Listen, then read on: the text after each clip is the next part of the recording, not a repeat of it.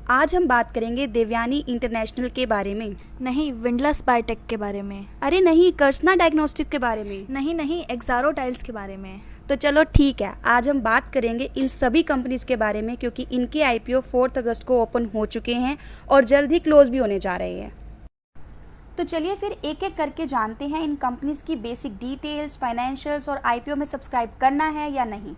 सबसे पहले हम बात करेंगे उस आईपीओ की जिसकी मार्केट में काफ़ी ज़्यादा हाइप है, देवयानी इंटरनेशनल लिमिटेड, जो फेमस है अपनी फ्रेंचाइजीज के नाम से, जैसे कि पिज्ज़ा हट, केएफसी और कोस्टा कॉफ़ी, और साथ ही खुद ही की ब्रांडेड स्टोर्स जैसे कि वांगो, मसाला ट्विस्ट एंड फूड स्ट्रीट। अगर बात करें कंपनी के फाइनेंशियल्स की, तो आप इस टेबल से देख सकते हैं कि बाकी क्यूएसआर कंपनीज की तरह ये भी एक लॉस मेकिंग कंपनी है। बट दोस्तों, वीडियो के एंड में हम डिस्कस करेंगे कि क्या इसमें इन्वेस्ट करें या नहीं। तो चलिए अब जानते हैं सेकंड आईपीओ के बारे में, जिसके जीएमपी में काफ़ी फ्लक्चुएशंस दिखी जैसे ही आईपीओ की डेट अनाउंस हुई। विंडलस बायोटेक लिमिटेड कंपनी की शुरुआत हुई 2001 में और ये फार्मास्यूटिकल इंडस्ट्री में सीडीएमओ सेगमेंट में इंडिया की टॉप मोस्ट कंपनीज में से एक है। अब सीडीएमओ क्या है, ये मैंने आपको अपनी पिछली वीडियो में बताया था, जो कि ग्लैनमार्क लाइफ साइंसेज के आईपीओ के बारे में थी। और अगर आपने वो वीडियो नहीं देखी है तो आई बटन पे क्लिक करके देख सकते हैं, उसमें मैंने सीडीएमओ सर्विस के बारे में ऑलरेडी एक्सप्लेन किया हुआ है।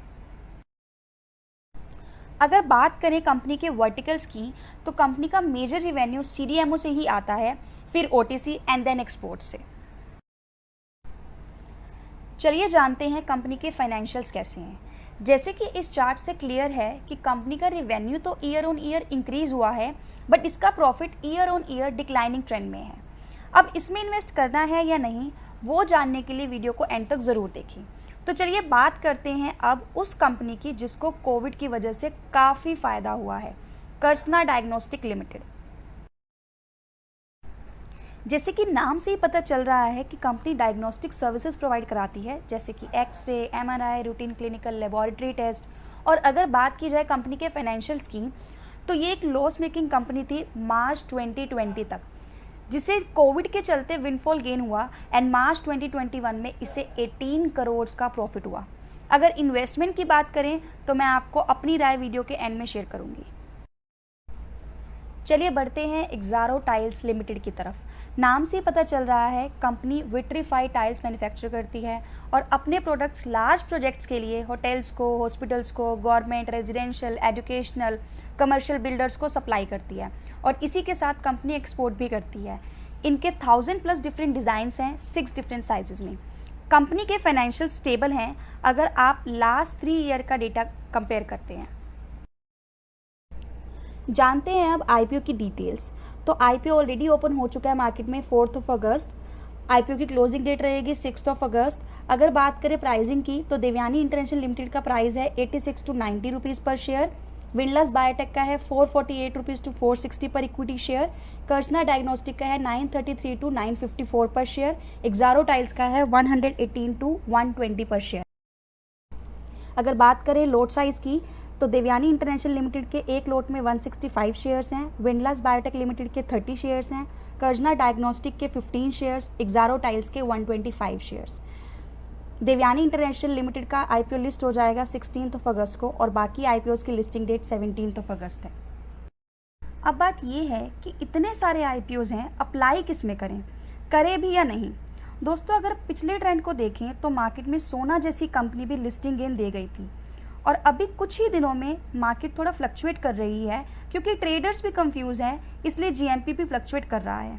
मेरा पर्सनल एक्सपीरियंस कहता है कि लिस्टिंग गेन के हिसाब से चारों ही आईपीओ अच्छे हैं अगर आप तत्वा जैसा गेन एक्सपेक्ट नहीं कर रहे तो। पर अगर आप किसी एक आईपीओ में अप्लाई करना चाहते हैं तो आप देवयानी इंटरनेशनल में ज़रूर अप्लाई करें, क्योंकि आप ट्रेंड देखें क्यूएसआर चेन का, तो Barbeque Nation, burger king, Zomato, ये सभी लॉस मेकिंग कंपनीज थी और इनसे सब्सक्राइबर को 60 to 70% लिस्टिंग गेन हुआ। साथ ही इसमें लॉन्ग टर्म इन्वेस्टमेंट भी बेनिफिशियल है, क्योंकि कोई भी QSR chain initially profit making नहीं होती, पर जब कंपनी प्रॉफिट मेकिंग होगी तो इन्वेस्टर्स को डेफिनेटली फ़ायदा होगा। अब बात करते हैं कर्सना डायग्नोस्टिक आईपीओ की, जिसका जीएमपी आज की डेट में 300 से 400 है और ये पहले ही दिन अप्रॉक्सीमेटली 10 टाइम्स सब्सक्राइब हो चुका है।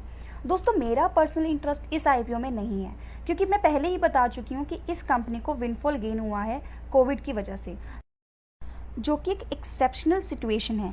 हालांकि कंपनी ने मार्केट से पैसा उठाने का टाइम तो एकदम सही चूज़ किया है, क्योंकि 2022 तक तो कंपनी के प्रॉफिट होंगे ही।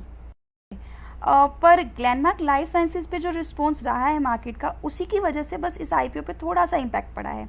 अगर आप बात करें लास्ट आईपीओ की, तो एक्सारो टाइल्स भी एक अच्छा शेयर है मेरे हिसाब से। दोस्तों ये थी मेरी राय इन आईपीओज को लेकर। आप कमेंट सेक्शन में ज़रूर बताएं कि आपने किस आईपीओ में अप्लाई किया।